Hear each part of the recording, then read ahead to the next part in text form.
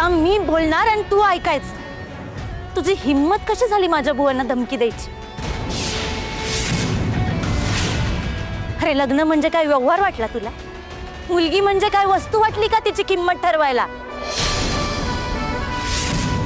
मला ना स्वतःचीच लाज वाटते की मी तुझ्यासारख्या माणसाबरोबर लग्न करायला निघाले होते. अरे 10 लाख रुपये मागितलेस तू बुवांकडे, ते पण एका रात्रीत.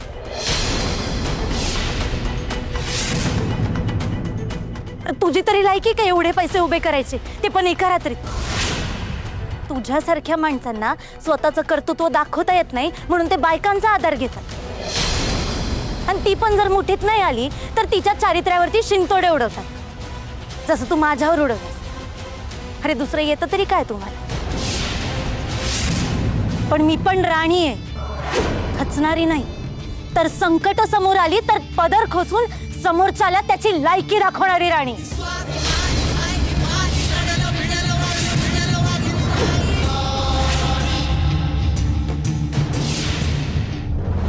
ए तू आमची लायकी काढू नको. तुमच्या वाणी आम्ही दुसऱ्यांच्या पैशावर मजा मारत नाही.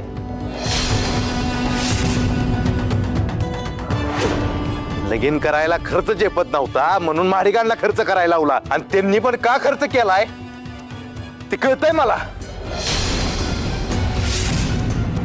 तर काय तू आमची लायकी काढायला निघालीस? अगं तू लायकीची आहेस का? आणि तुझ्या बापाकडे पैसे मागितले ते का आमच्यासाठी का? अगं तुमच्या संसारासाठीच मागितले होते ना. अरे दुसऱ्यांना असं लुबाडून काय भविष्य घडवणार होतात तुम्ही? तुमच्यासारखी अशी पैशाला सोकावलेली माणसं जोपर्यंत या जगात आहेत ना, तोपर्यंत आई वडिलांना त्यांच्या पोरी ओझच वाटली. कारण तुमच्यासारखे लोक बसलेत ना त्यांना लुटायला. अरे तुमच्यासारख्या नीच विचारांच्या लोकांचा उंबरठा सुद्धा चढणार नाही माझ्यासारखी मुलगी.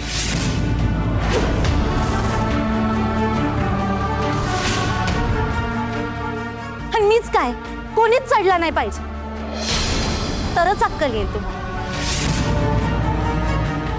तू माझ्या बुवांना लग्न मोडायची धमकी देत होतास ना?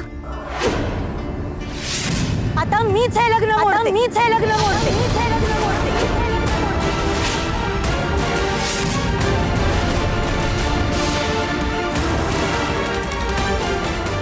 निघ इकडून. अगं राणे, अगं काय करते आज?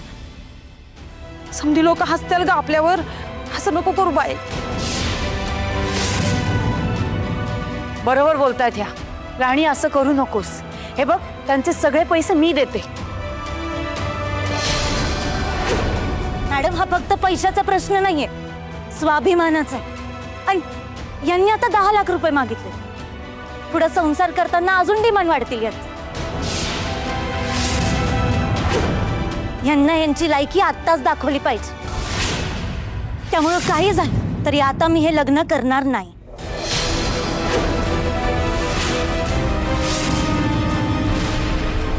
आता आम्हाला शिसून नकोय.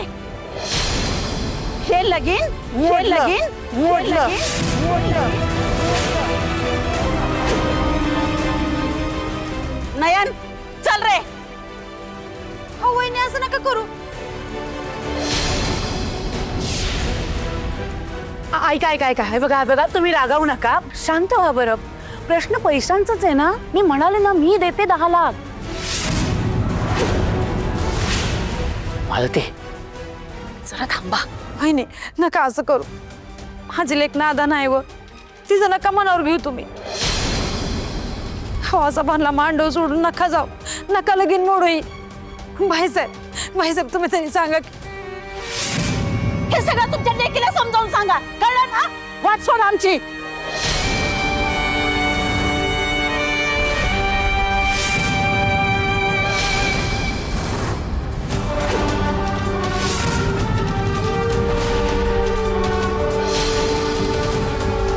आई गे, तुला जर हे लग्न करायचंच नव्हतं तर कशाला आमचा वेळ वाया घालवला? वेळ वाया घालवला, वेळ वाया घालवला, वेळ वाया घालवला. मला माहितीये तुझ्या मनात काय चाललंय, पण ते मी कधीच पूर्ण होऊ देणार नाही. मला ती काय बोलताय तुम्ही? तिने योग्य तेच केलंय. तुम्हाला माहित नाहीये हे सगळं ती कशासाठी करतेय.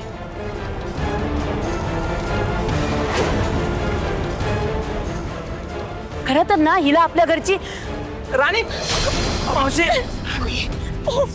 आई, ए आई, आई काय होतंय? काय झालं? काय होऊन बस नाही जिवायला नाही पाहिजे झालं. अगं तो भरला मांडत माझ्या डोळ्याने कधी खावा झाला. तुझं लगीन नाही हाताचा खावा झाला. मला म्हणायच्या आधी राणी तुझं लगीन बघायचं होतं ग. माझं नशिबात ते नाही वाटत. आणि ऐक माझं, तुझा त्या लोकांनी बोलवून आण आणि लगीन कर. अगं ऐक माझं राणी लगीन कर. हा तुम्ही काहीतरी सांगा की राणीला त्याची माझ्या डोळ्यात देखत तुझं लगीन बघायचं आहे. अगं माझं डोळं का बी मिटतेल राणी.